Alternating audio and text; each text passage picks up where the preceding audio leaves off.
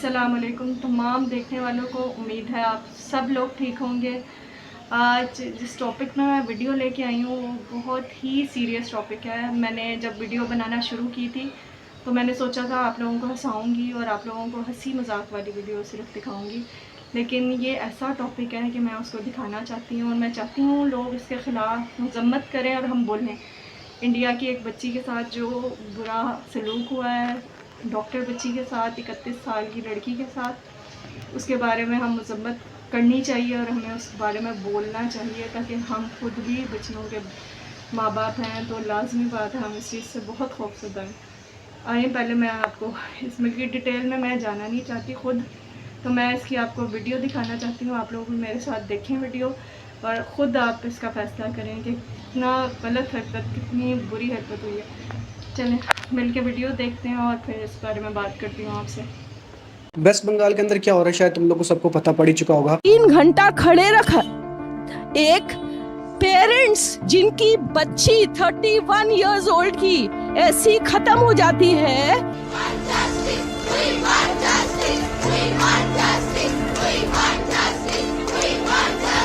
मैंने अपने पिछले वाले वीडियो के अंदर इसके बारे में बात भी की थी और यही हमारी सोसाइटी की सबसे बड़ी गलती भी है कि भाई देखो, मैंने इस हफ्ते के अंदर 2 रेप केस के बारे में बात की थी। एक रेप केस है अरमान मलिक का, जो कि एक छोटी सी माइनर के रेप में अक्यूज है वो, और उस बंदे के बारे में मैंने बात की थी। और सेकंड मैंने कलकत्ता के रेप केस के बारे में बात की थी। रियलिटी देखो सोसाइटी की कि भाई वो अरमान मलिक वाला वीडियो तो अच्छा चल रहा है, वो अच्छा व्यूज वगैरह लेके आ रहा है, लोग उसके बाद बात कर रहे हैं, कॉमेंट भर रहे हैं उसके, बट कलकत्ता वाले रेप केस के ऊपर ज्यादा लोगों ने देखा नहीं, ज्यादा लोगों ने बात भी नहीं की इसके ऊपर। मेरे को लगता है अरमान मलिक के केस से ज्यादा इंपॉर्टेंट कलकत्ता वाला रेप केस इंपॉर्टेंट है, बट पिछले वाले वीडियो के ऊपर इतना रीच मेरे ख्याल से आया नहीं। तो मैं तुम लोगों सबसे एक रिक्वेस्ट ही करूंगा कि प्लीज मेरा पिछले वाला वीडियो देख लेना। मैंने पूरा का पूरा जो हॉरर स्टोरी था ये मैंने पूरा कवर किया है और मुझे फर्क नहीं पड़ता भाई व्यूज आए ना आए, मुझे बस इस टॉपिक के बारे में बात करनी है। आज की इस वीडियो में मैं बात की बातें करने वाला हूँ कि इस टाइम पे वेस्ट बंगाल के अंदर हो क्या रहा है। वेस्ट बंगाल के अंदर 14 अगस्त पे प्रोटेस्ट हुआ था, जहाँ पर सारे के सारे डॉक्टर, सारे के सारे स्टूडेंट्स, यहाँ तक कि ऐसे नॉर्मल लोग भी थे जो कि भाई मेडिकल लाइन से बिलोंग भी नहीं करते, वो लोग भी सड़कों पर उतरे वेस्ट बंगाल के अंदर। और 14 अगस्त को क्या होता है कि जब वो लोग प्रोटेस्ट कर रहे होते हैं, बहुत सारे लोग थे प्रोटेस्ट करने वाले और वहाँ पर पुलिस भी थी वहाँ पर। ओके,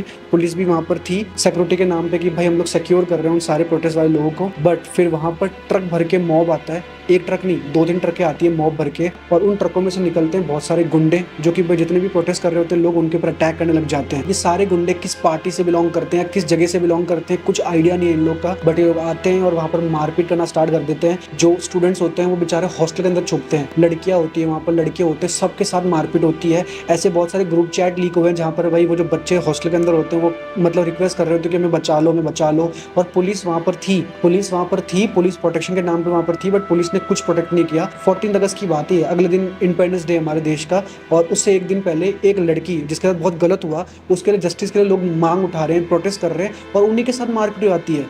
कितनी ज़्यादा शर्मनाक बात है यार, ये क्या इंडिपेंडेंस डे बना रहे हैं हम लोग, क्या इंडिपेंडेंस डे है भाई जहाँ पर लड़की सुरक्षित नहीं, बहन बेटे सुरक्षित नहीं है भाई। इतना बुरा हो रहा है उनके साथ में, और जो लोग प्रोटेस्ट करने जा रहे हैं उनके खिलाफ भी इतना कुछ हो रहा है।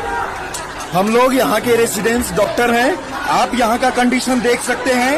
हजारों के संख्या में ये मॉब आया है, हम लोग पे अटैक भी किया है, और इनका मेन टारगेट है कि जो भी एविडेंस है उसको टेम्पर किया जाए, और यहाँ का जो लोकल पुलिस है ये कुछ भी कंट्रोल नहीं कर पाया है। अब मैं तुम लोग को बताऊंगा कि मुझे क्या लगता है कि वो सारे के सारे गुंडे कहाँ से थे, किस पार्टी से बिलोंग करते थे। मैं तुम लोग को थोड़ा समझाऊंगा इस वीडियो के अंदर, आगे तुम देखते रहना इस वीडियो को तो मालूम पड़ेगा थोड़ा थोड़ा रियलिटी। बट एक और चीज तुम लोग को शेयर करनी है कि भाई अभी ये केस तो चल ही रहा है, उत्तराखंड के अंदर एक और लड़की का रेप हो जाता है। उत्तराखंड के अंदर नर्स होती है, वो बेचारी जा रही होती है अपने काम से घर की तरफ जा रही होती है, तब एक बंदा जो कि शायद रांची से बिलोंग करता था, उस बंदे ने उसके साथ गलत काम किया और फिर वो राजस्थान भाग गया। फिर राजस्थान के अंदर पुलिस ने उसको पकड़ा और अब पुलिस शायद उसको जेल में डाल देगी। क्या है यार ये, क्या मतलब थोड़ी भी सेफ नहीं है लड़कियां। एक केस के ऊपर बात चल रही है, देश में इतना सारा प्रोटेस्ट हो रहा है, और दूसरी तरफ एक बंदे ने दूसरा रेप कर भी दिया, उसको कोई डर भी नहीं है भाई। मुझे लगता है कि इस टाइम पे अब एक रूल लाने की जरूरत है कि भाई इनको लाइफ, मतलब तुम्हें पता है अगर कोई बंदा रेप करता है तो उसके साथ क्या होता है, वो उसको लाइफ इम्प्रिजनमेंट मिलती है, मतलब वो जेल के अंदर रहेगा, वहाँ का खाएगा पिएगा, मस्त जिंदगी जिएगा। तो एक इंसान जो कि बाहर बेरोजगार है, वो कुछ काम वाम कर नहीं रहा, अयाशी करता है, दारू वारू पीता है, खाने का जुगाड़ नहीं है उसका, तो वो तो दिमाग लगाएगा कि यार मैं कोई क्राइम कर लेता हूँ तो मुझे आराम से जेल के अंदर खाना वाना मिलेगा, सरकारी रोटी पे लूंगा मैं आराम से। क्या ये जस्टिस है? क्या ये हमारा जुडिशरी होना चाहिए? भाई इनको सच्ची में अगर तुम लोग को फांसी वासी दी जा रही है इन लोग को, तो इन लोग को ना खुला छोड़ दो। उन सारे लोग के बीच में जो प्रोटेस्ट कर रहे हैं उनके बीच में खुला छोड़ दो कि भाई उनको मॉब कुत्तों की तरह मार मार के मार दे, क्योंकि जैसा ये लोग काम कर रहे हैं इनका ना कोई हक नहीं है जीने का। फिर वो लोग क्या करेंगे तुम्हें मालूम है, पब्लिक जब मारती तो इतना गंदा मारती कि अगली बार कोई करेगा नहीं। और ये डर बिठाना जरूरी है कि भाई अगली बार कोई करे ना, इनके अंदर डर बिठाने की बहुत जरूरी है। मेरे को लगता है कि रेप के ऊपर तो भाई सऊदी अरब वाला कानून लेके आओ देश के अंदर, तब भी जाके कुछ होगा भाई। अब मैं बात करता हूँ कि वो सारे मॉब थी किसकी। अब ये प्रोटेस्ट किसके खिलाफ हो रहे होंगे? जस्टिस मांगने के लिए सरकार के खिलाफ हो रहे होंगे कि भाई तुम कुछ करो। सरकार कौन है वहाँ की? ममता बनर्जी सीएम है वहाँ की, है ना। ममता बनर्जी का वैसे ही बहुत रिकॉर्ड है कि भाई इनकी पार्टी में से बहुत सारे गुंडे निकल के कभी बीजेपी के लोगों को मार देते हैं, कभी कांग्रेस के लोगों को मार देते हैं, जो दूसरी पार्टियां होती हैं उनको पेलते रहते हैं, पीटते रहते हैं, गुंडागर्दी करते रहते हैं। बहुत कुछ होता है वेस्ट बंगाल के अंदर। क्यों होता है? कि भाई ममता बनर्जी पावर में रह सके, और ममता बनर्जी रही भी है पावर में बहुत टाइम से, वहाँ की सीएम बन के बैठी और हारती भी नहीं है। क्यों? क्योंकि भाई इसके पीछे उसने बहुत पूरा प्लानिंग करके रखा है। बांग्लादेश से माइग्रेंट आते हैं, है ना, इमाइग्रेंट आते हैं, माइग्रेंट भी नहीं इमाइग्रेंट आते हैं, तार वार फांद के वहाँ से वेस्ट बंगाल के अंदर आते हैं, फिर वहाँ की पॉलिटिक्स में इन्वॉल्व होते हैं। वो आके आधार कार्ड बनाते हैं अपना फालतू का, फिर वोट वगैरह करते हैं और ममता बनर्जी को जिताते हैं। ये रियलिटी बता रहा हूँ मैं तुम लोग को, ये रियलिटी है।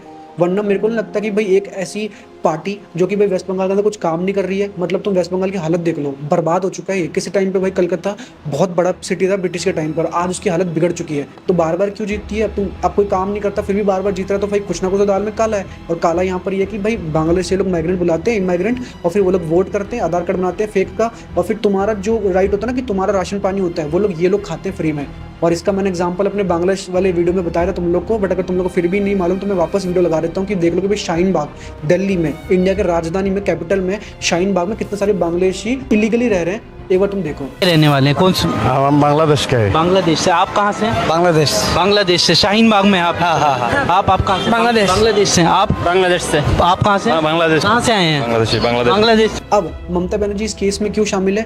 क्योंकि भाई जब सारे के सारे लोग प्रोटेस्ट कर रहे हैं ममता बनर्जी के खिलाफ कि भाई तुम्हारे राज में सब कुछ हो रहा है, तो उस बंदी ने कुछ जवाब नहीं दिया, आराम से सोई पड़ी है, मजे ले रही जिंदगी के। बाकी जब नॉर्मल इनको इलेक्शन के टाइम पे आना होता है तब तो भाई बहुत बकचोदी करते हैं, बट जब अभी केस हो गया तब चुपचाप बैठी है, सो रही, मजे ले रही जिंदगी के। फिर मेरे हिसाब से जब इसको पता पड़ा कि भाई प्रोटेस्ट बहुत ज्यादा हो रहे हैं, देश में बहुत ज्यादा आवाज उठ रही है, इसके वेस्ट बंगाल की बेइज्जती हो रही है कि भाई वहां पर ये राज कर रही है और वहां पर ऐसा कुछ हो रहा है, तब शायद इसने गुंडे भेजे हो, शायद इसी ने गुंडे भेजे हो। क्योंकि भाई 2 पॉलिटिशियन के रिलेटिव भी इन्वॉल्व है इस केस के अंदर, मैंने सुना है। तो उन पॉलिटिशियन को बचाने के लिए या फिर अपनी पार्टी को बचाने के लिए, अपना इमेज बिगड़े या कुछ ऐसा हो कि भाई मेरे को पॉलिटिशियन से हटना नहीं है, अपने को सीएम बन के रहना है, तो शायद उसने गुंडे भेजे हो। क्योंकि भाई इसने पहले भी कर रखे हैं, बहुत सारे गुंडे भेज के लोगों को पिटवाया है। तो यहाँ पर भी जब भर के पूरी की पूरी मॉब आ रही है और पुलिस उसको रोक नहीं रही, तो भाई तुम्हें नहीं लगता सरकार का हाथ होगा इसके अंदर? बिल्कुल होगा भाई, सरकार का हाथ इसके अंदर। अब तुम्हारी सोच शायद इसके ऊपर अलग हो, बट एक और चीज़ तुम लोग को बताता हूँ कि भाई जब पूरी की पूरी प्रोटेस्ट ममता बनर्जी के खिलाफ हो रही है, तो ममता बनर्जी को इसके ऊपर जवाब देना चाहिए। बट ममता बनर्जी ने क्या किया मालूम है? ममता बनर्जी विक्टिम कार्ड खेल रही है। ममता बनर्जी खुद प्रोटेस्ट में उतर गई है। ममता बनर्जी प्रोटेस्ट कर रही है, सारी औरतों को लेके आ गई और प्रोटेस्ट करने निकल गई कि भाई जस्टिस चाहिए, जस्टिस चाहिए। अरे बहन, तू किससे जस्टिस मांग रही है भाई? पागल वागल है क्या? थोड़ा दिमाग यहाँ पर घुटनों में है क्या?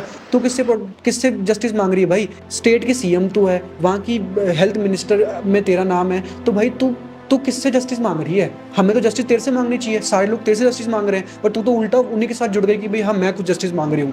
भाई तेरे को करना चाहिए उस प्रिंसिपल पे जाके पूछ के भाई प्रिंसिपल कहाँ भागा है ना, उस प्रिंसिपल का पता करके भाई सारे केस के बाद उसको नई नौकरी कैसे मिल गई, तुमसे वो नहीं हो रहा है ना। एक बंदा आके जुर्म कबूल कर रहा है कि मैंने सब कुछ किया, जबकि उस बंदी की ऑटोक्रेसी में पता पड़ रहा है कि उसके दोनों पैर फाड़ दिए गए हैं बीच में से, है ना। उसको बहुत इंजरी की है जो कि एक बंदा नहीं कर सकता। उसके अंदर इतना ज़्यादा सीमन मिला उसकी बॉडी में जो कि भाई एक बंदे का नहीं हो सकता। भगवान की कृपा है कि हमारे पास इंटरनेट है, हमारे पास इंस्टाग्राम है कि हम सारे लोग इसके ऊपर आवाज़ उठा पा रहे हैं। वरना भाई मेरे को लगता है कि इनकी पॉलिटिशियंस ने इस चीज़ को दबा दिया होता, इस चीज़ को अपने स्टेट का नाम सुधारने के लिए इस केस को दबा दिया होता। और ममता बनर्जी को भाई इतनी करप्टेड लगती है मुझे इस टाइम पे, है ना। मुझे लगता है कि इस बंदी को रिजाइन हो जाना चाहिए, उसको हटाओ भाई सीएम से और नया सीएम बनाओ जो कि भाई रियल में कुछ अच्छा कर सके, या फिर वहाँ पर मिलिट्री रूल लेके आओ कि जो वेस्ट बंगाल का कुछ अच्छा हो सके। ये बंदी तो सीएम बनने के लायक बिल्कुल है नहीं। कैसा गंदा काम कर रही है यार औरत होते हुए। ये कहती है कि भाई मैं थोड़े से पैसे देने को तैयार हूँ उस लड़की के घर वालों को, तो प्रोटेस्ट करने आए तो क्या मतलब, प्रोटेस्ट करने से तो आएंगी नहीं वो लड़की वापस। घर वालों को थोड़ा सा पैसे दे देती हूँ, सारा काम हो जाएगा।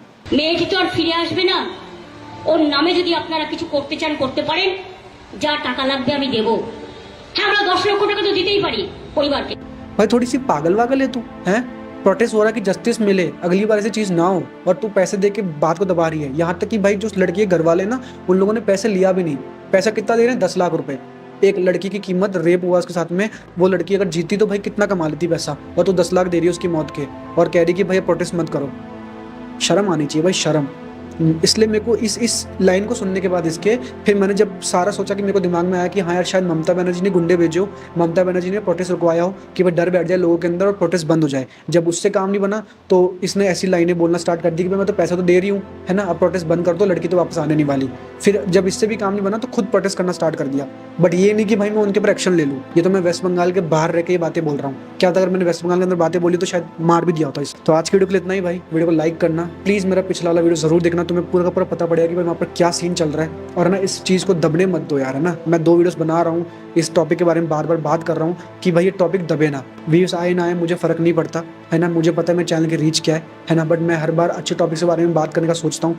और कोई चैनल के ऊपर नया तो भाई इस चैनल के ऊपर बहुत ज़्यादा वैल्यूबल कंटेंट आता है। हमने हर बार अच्छे टॉपिक के बारे में बात की है, दबते नहीं है, अच्छी बातें करते हैं। तो प्लीज़ चैनल को सब्सक्राइब करना और इस वीडियो को प्लीज़ शेयर करना और इस टॉपिक को दबने मत देना। मिलूंगा आपसे नेक्स्ट वीडियो में। टिल देन नमस्कार।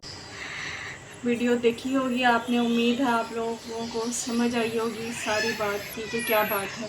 मैं चाहती थी आप लोग ये चीज़ जानें। हम माँ बाप हैं, बजाते खुद हम बहुत डरे हुए हैं इस चीज़ को देख के।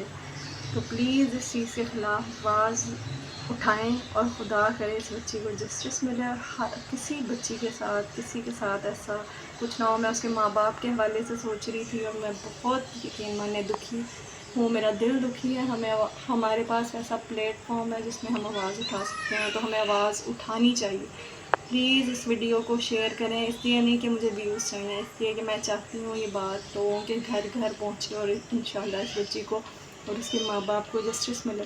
और अल्लाह ताला हमें और हमारी बच्चियों की हिफाजत फरमाए। अपना बहुत बहुत ख्याल रखें और वीडियो को काइंडली शेयर करें। अल्लाह हाफिज़।